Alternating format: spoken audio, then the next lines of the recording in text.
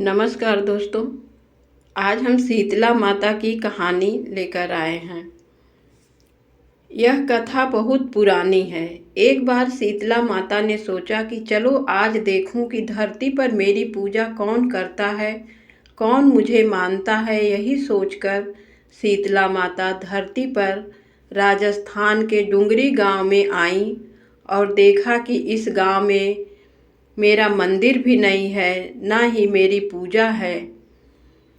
माता शीतला गांव की गलियों में घूम रही थी। तभी एक मकान के ऊपर से किसी ने चावल का उबला पानी माड़ नीचे फेंका। वह उबलता पानी शीतला माता के ऊपर गिरा, जिससे शीतला माता के शरीर में छाले फफोले पड़ गए। शीतला माता के पूरे शरीर में जलन होने लगी। शीतला माता गांव में इधर उधर भाग भाग के चिल्लाने लगी, अरे मैं जल गई, अरे मैं जल गई, मेरा शरीर तप रहा है, जल रहा है, कोई मेरी मदद करो। लेकिन उस गांव में किसी ने शीतला माता की मदद नहीं करी। वहीं अपने घर के बाहर एक कुम्हारन महिला बैठी थी। उस कुम्हारन ने देखा कि अरे यह बूढ़ी माई तो बहुत जल गई हैं। इसके पूरे शरीर में तपन है, इसके पूरे शरीर में छाले फफोले पड़ गए हैं। यह तपन सहन नहीं कर पा रही हैं। तब उस कुम्हारन ने कहा, हे माता जी, यहाँ आकर बैठ जाइए, मैं आपके शरीर के ऊपर ठंडा पानी डालती हूँ। कुम्हारन ने उस बूढ़ी माई पर खूब ठंडा पानी डाला और बोली, माँ, मेरे घर में रात की बनी हुई राबड़ी रखी है, थोड़ा दही भी है, तू दही राबड़ी खा ले। जब बूढ़ी माई ने ठंडी जुआर के आटे की राबड़ी और दही खाया तो उसके शरीर को ठंडक मिली। तब उस कुम्हारन ने कहा, आ माँ, बैठ जा, तेरे सिर के बाल बिखरे हैं, ला मैं तेरी चोटी गूंथ देती हूँ। और कुम्हारन माई के चोटी गूंथने हेतु कंघी बालों में करती रही। कंघी करते करते अचानक कुम्हारन की नज़र उस बूढ़ी माई के सिर के पीछे पड़ी तो कुम्हारन ने देखा कि एक आंख बालों के अंदर छुपी है। यह देखकर वह कुम्हारन डर के मारे घबरा कर भागने लगी। तभी उस बूढ़ी माई ने कहा, रुक जा बेटी, तू डर मत, मैं कोई भूत प्रेत नहीं हूँ, मैं शीतला देवी हूँ। मैं तो इस धरती पर देखने आई थी कि मुझे कौन मानता है, कौन मेरी पूजा करता है। इतना कह माता चार भुजा वाली हीरे जवाहरात के आभूषण पहने, सिर पर स्वर्ण मुकुट धारण किए अपने असली रूप में प्रकट हो गईं।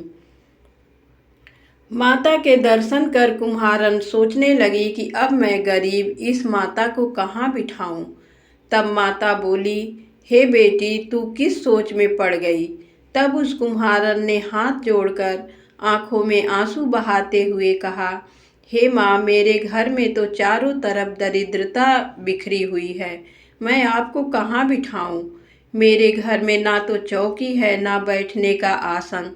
तब शीतला माता प्रसन्न होकर उस कुम्हारन के घर पर खड़े हुए गधे पर बैठकर एक हाथ में झाड़ू, दूसरे हाथ में डलिया लेकर उस कुम्हारन के घर की दरिद्रता को झाड़कर डलिया में भरकर फेंक दिया और उस कुम्हारन ने से कहा, हे बेटी, मैं तेरी सच्ची भक्ति से प्रसन्न हूँ।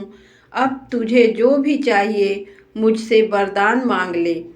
तब कुम्हारन ने हाथ जोड़कर कहा, हे माता, मेरी इच्छा है अब आप इसी गांव में स्थापित होकर यहीं रहो और जिस प्रकार आपने मेरे घर की दरिद्रता को अपनी झाड़ू से साफ कर दूर किया, ऐसे ही आपको जो भी होली के बाद की सप्तमी को भक्ति भाव से पूजा कर आपको ठंडा जल, दही व बासी ठंडा भोजन चढ़ाए, उसके घर की दरिद्रता को साफ करना और आपकी पूजा करने वाली नारी जाति महिला का अखंड सुहाग रखना, उसकी गोद हमेशा भरी रखना। साथ ही जो पुरुष शीतला सप्तमी को नाई के यहाँ जाकर बाल ना कटवाए, धोबी को कपड़े धुलने ना दे और पुरुष भी आप पर ठंडा जल चढ़ाकर, नारियल फूल चढ़ाकर परिवार सहित ठंडा बासी भोजन करे, उसके काम धंधे व्यापार में कभी दरिद्रता न आए।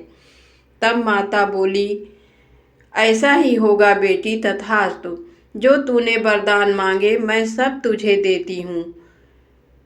बेटी, तुझे आशीर्वाद देती हूँ कि मेरी पूजा का मुख्य अधिकार इस धरती पर सिर्फ कुम्हार जाति का ही होगा।